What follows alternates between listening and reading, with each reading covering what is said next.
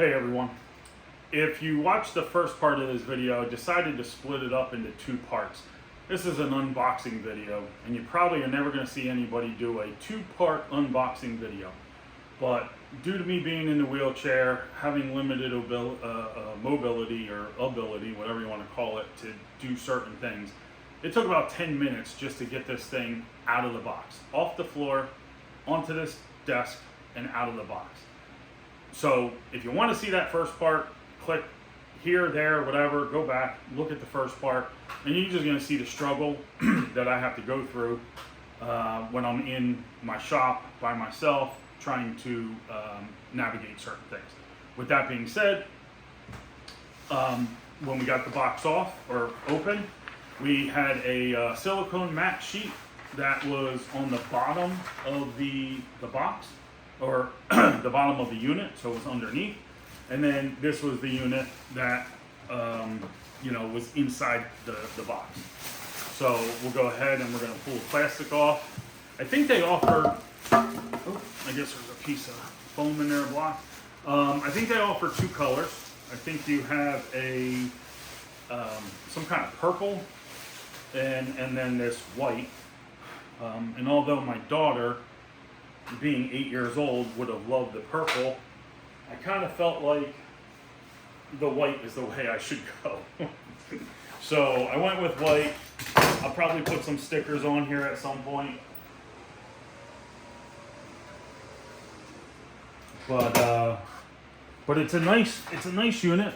That was just a piece of foam block that I guess from the back side I couldn't see it, but it looks like it just helps during shipping. So overall, this looks nice, looks good. There's not really a lot of anything here. I want to pull this out.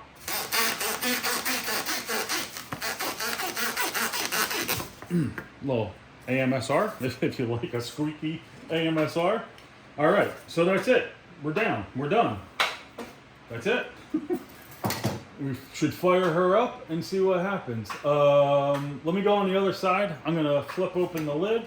We'll plug it in, and we'll see what happens.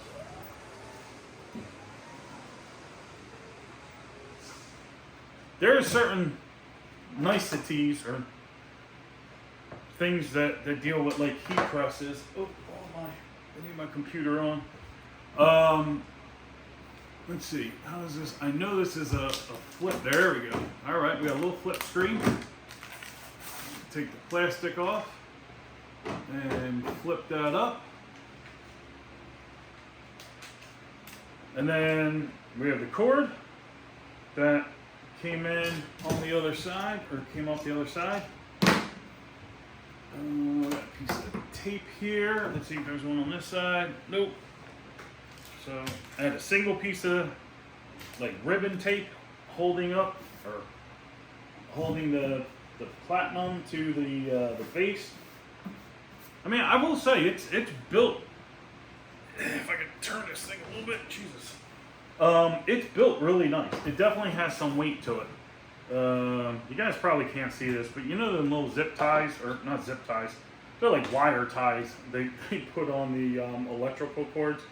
My hands cannot undo them, so I use a little pair of snips to cut it, and then I get to unwire or unwind my cord there. I don't know, I didn't read the book yet, so I don't know if we just plug it in, but you know what? I got a little outlet strip here. Whoa, plugging it in. It raised right up. That's nice.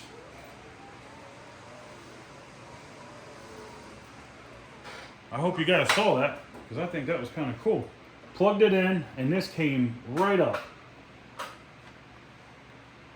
So during shipping, let's see here, this should pull out. Come on, don't give me, there we go. Oh, all right, not that bad, not that bad. Sometimes I'll have to put a little handle or something, like a different way to grab. These are not good for me, but I have a 3D printer And I'll probably print like a little pull handle that'll make it easier for me to pull this out. One of the things I did see reviews online of somebody else, and one of the things I did notice was that they all talked about how far this drawer pulls out. So you could see this is a piece of 1/2 inch foam. If you just go straight down, that 1/2 inch foam, so you got a good 1/2 inch from the front of this to the back of this, to the platen. So you're clear of this unit, and pushing it back in, that's super nice. There is a little bit of a locking mechanism here, very little, that holds it back. I guess stops it from coming forward. And once I get past that, I can pretty much pull this forward. So we're good here. Let me, you know what I'm going to do? I'm going to reposition this so you guys are on that side with me, and we can kind of do everything together, versus me having to run back and forth around the unit. Just give me a moment. Well, I decided not to reposition this because you guys want to look at the screen. You really don't want to look at me.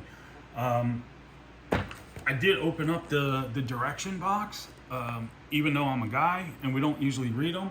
I figured for you guys it might be beneficial. Contents of the package: 1 press, 1 heat mat press. That's it. That's all that's there. This is your LED screen. These are your buttons. Your heat plate I showed you earlier, and what they call your ironing board, and then the base. I mean, very, very simple. We're gonna turn this thing on,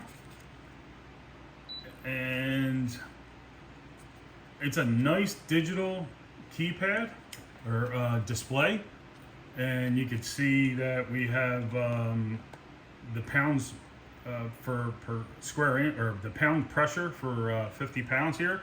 You have your degrees in Fahrenheit, and then 20 seconds, and it does look like it's automatically heating up. Here's a little thing to note.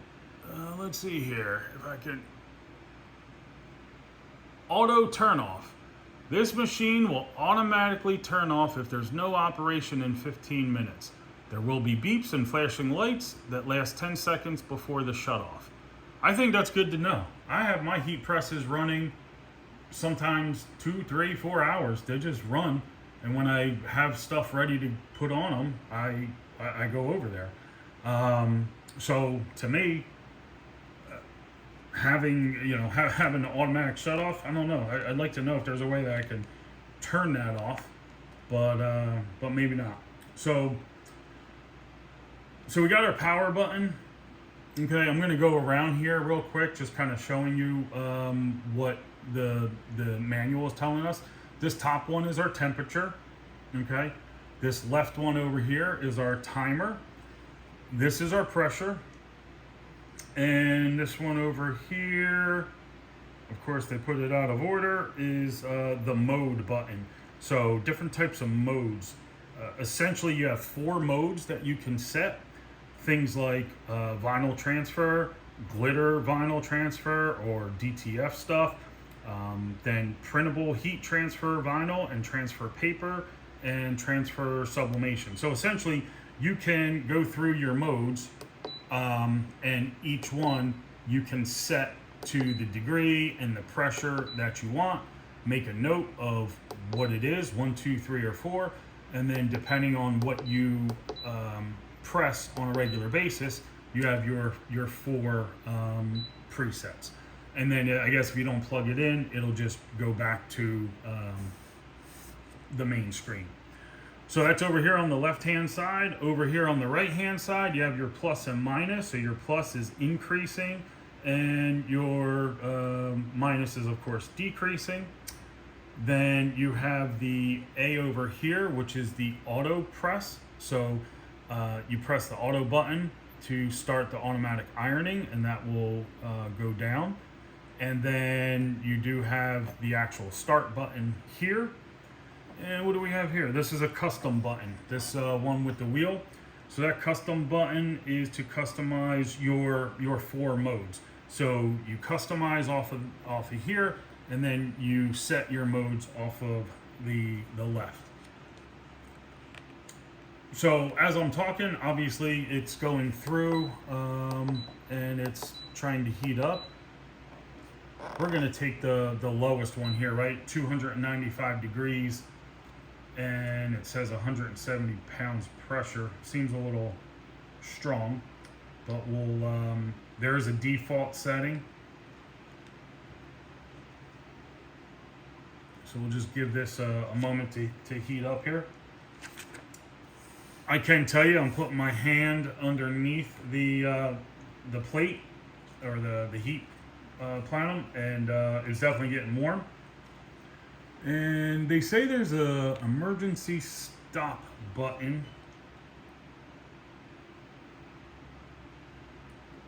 So, according to, you guys can read this along with me. So emergency stop, right? It's not really a button. It just says when it's in the descended mode, right? So when you're pressing something, you can essentially just press any button on top and it will kick right back out. Like it'll open up. So that'll be essentially your stop button, okay? Seems like it's actually heating up fairly quick. I mean, I didn't set a timer or anything. I would assume, you know, you're probably in the 10-minute area to get it fully heated up. So I'm going to go ahead and pause here. We'll get it heated up, and then, what happened there? It just jumped. It knew that I was going to shut you guys off, and it said, nope, we're going. So I think that's about it. I mean, I'm looking through this booklet, and there's only about 3 or 4 pages to explain the unit. Let me back the camera out, okay? I'm gonna lower my tripod down a little bit here. And I don't know if you guys like the way I do my videos. I mean, I could pause and cut and do all this other, you know, fancy editing stuff. But I gotta tell you, it's a lot harder, takes a lot longer, and realistically, if you're a maker and you're doing this stuff, you wanna be able to see what's got to go on, right? So, all right. So here I could pull my press out. I mean my bottom plate. This is warm to the touch. This is warm. I'm actually, you know what? I am gonna pause for a second. I'm gonna put this in. I have a heat gun. I want to show you how warm that is. Give me 1 second. Okay, I got my IR heat gun. You can see I'm hitting the wall over there, 76 degrees. If I try to hit, I don't know, somewhere's on my desk here, 77 degrees. So, you know, my ambient room temperature in areas is about 76 degrees. I'm gonna pull this plate out that sits underneath, and we're gonna hit this plate. Look at that, 180 degrees just on the bottom plate. Now it's gonna cool off rapidly because there's no heat coming from the top, but this plate is hot. So if this plate is in and you have it in there for 10, 15 minutes, right? And then you're getting ready to press something, or you got kids, you know, I have an 8-year-old daughter, and you pull this out, or one of your kids plays with this thing's 180 degrees, 160 to 180 degrees. So I think that's something it is warm to the touch. It's not going to burn anybody, but you know, a child who isn't expecting 160, 170 degrees, yeah, that'll catch them by surprise. So little word to note there. All right, so we have a 15-second press based off of the timer, and if this is the start button, that's going to immediately go down. It should look, so we got a countdown timer. It automatically starts counting down, and then this should automatically open up in 1 second. There we go, opens up. Now let's check the heat of this. So now Look at that. 245, 250 degrees, right from the get-go. Again, my indoor temperature is 75 degrees, okay? 76 degrees.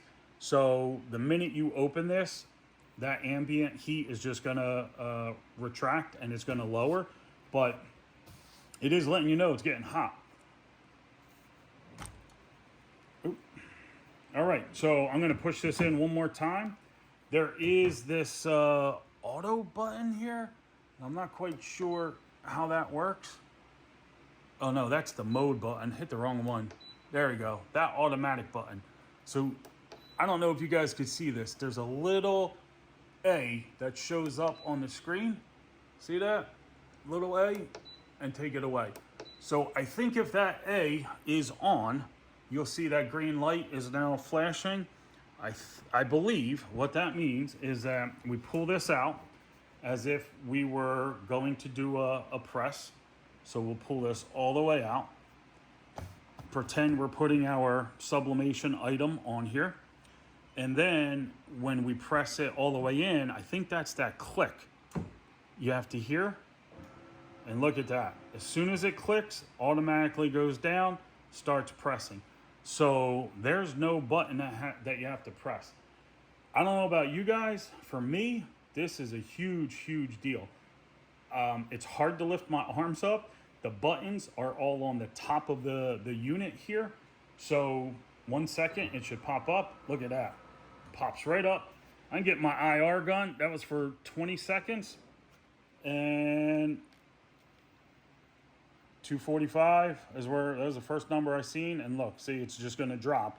It's going to drop really quick. All right, so I'm going to tell you, for a guy like me, I'm impressed. I really am. I read a couple reviews online, didn't know what to expect. Have we sublimated anything yet? No. That's going to be my next video. I hate to say it, but this is a 3-part unboxing video.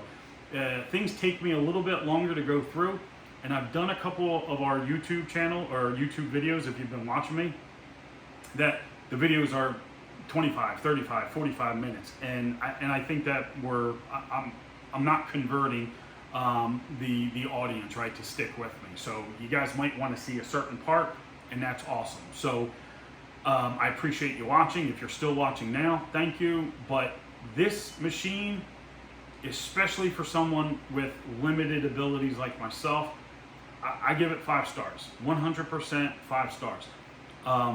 Could I reduce that rating? Yes. Once I actually sublimate a few things, I'll give you an idea of how they come out, but we'll do that in the next video. The ease of taking it out of the box, setting it up, which is basically plugging it in and turning it on, is just super simple. So anybody at home can do that. I mean, this is anybody, no skills, no nothing, you can do this, right? Pick it up, put it on. If this is 43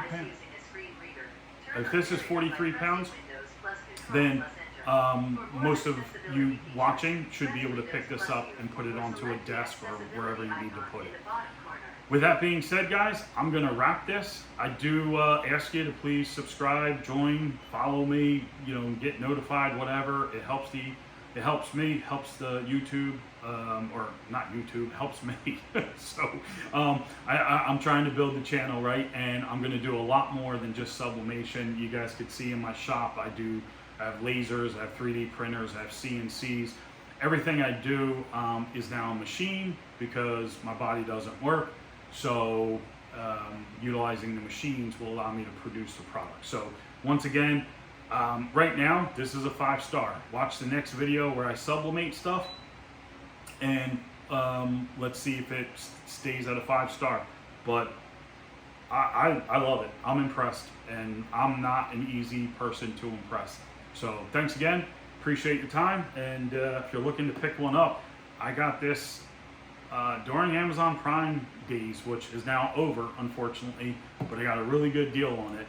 I would say if you can hold out until a Black Friday or until they have a sale, grab one. It's well worth it.